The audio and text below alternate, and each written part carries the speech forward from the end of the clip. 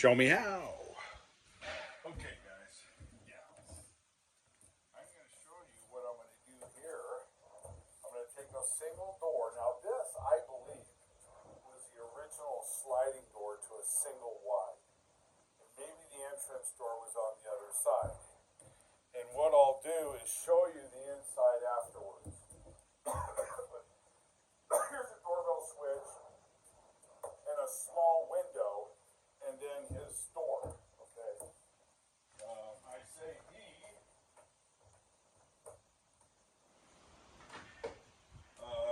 Could have been a she, but it was a. All right, that was the door that he hung. And so what I'm going to do is put in a double door that I have right here that I'll show you. I don't want to move the position of this video, the camera. So what I'm going to do is take all of this out, and then I'm just going to basically do a box style double door. And I will show you the double door. Well, I'll show it to you now. Okay, I bought it at Habitat, another Habitat capture. All right, it's got the slides. Actually, I got it from a guy who I know goes there, a gentleman. And these are pretty expensive. This one's a little bit used, but it's going to work fine. It's like an inch too small in height, or too short. Okay, just squashing it in there, so which really means it's a perfect fit. And then what I'm going to do is I'm going to box in both sides, and I'm going to use stone to sit inside instead of what he did, building this tie-in wall. Okay, so that's what's happening there, and I will show you as we progress. So sure enough, folks, you can see the track, metal track right in here, all the way down. It's your typical sliding door track. Then the guy just put the foam on, the foam and the texture coat. It's that polymer. You just one coat it, prime it, one coat it, and then paint it. Unless you're doing a knockdown or something. You'll see this in a minute.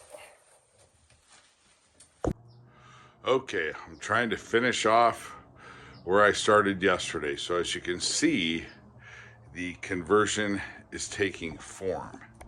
And I was correct.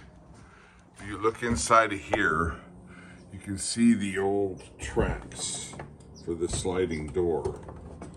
And here's the jamb right here, all the way down. And then here's the one on the other side.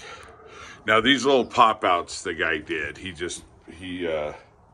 planted those on, fabbed them on, because this used to be a single wide, and then it got added on to, and it's pretty much at ground level, which is interesting.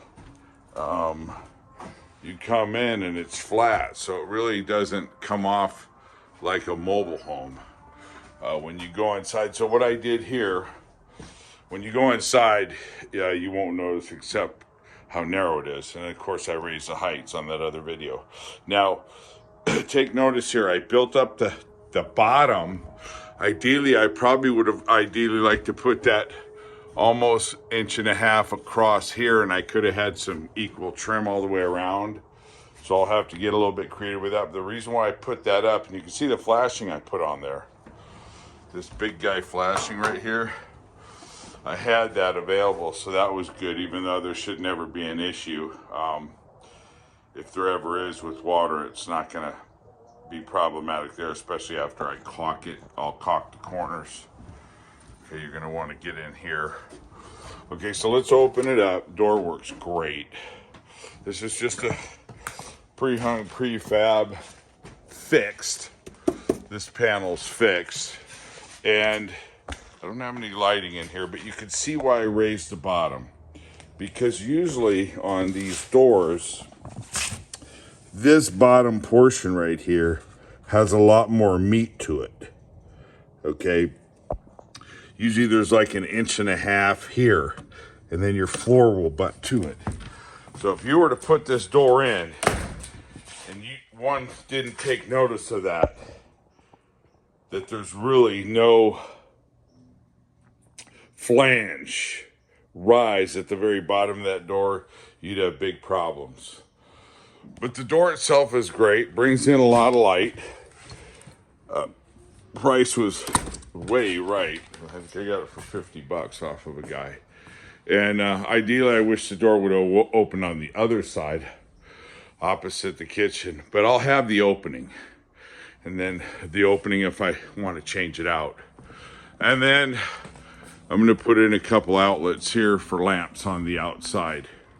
All right, so I just wanted to get back to you and show you what this looks like. Again, you can tell the narrowness of this. I believe it's, it's 11.5 wide, so it means it was 12 by whatever, 60 at one time. And then this is a step down to the hardwood floors that me and a few people, my kids, a few other people have nailed this down. Helper. And we're just doing hardwood throughout. LL Flooring went out of business, but you can still get this at certain places, and that nail down makes the floor really strong, almost like a concrete. Yeah, there's a lot more to do here, folks, but show me how, just showed you how. And then, one last thing. All right, so I'll put the outlets in here. I'll have the switch, okay, somewhere, wherever I decide. 2 lanterns on the outside. There's power there. And then what I'll do is here, I'll show this on the other video. So what I'll do is I'll put HardieBacker here, and then I'll put some faux stone here that'll just go all the way up. Here, I'll probably just have to stucco that in. And that's what she'll look like. She'll look really nice. Okay, there's some funky stuff here, but this is just a rental. I'm just trying to create a really nice rental for somebody. All right, okay, show me how. Thank you for watching.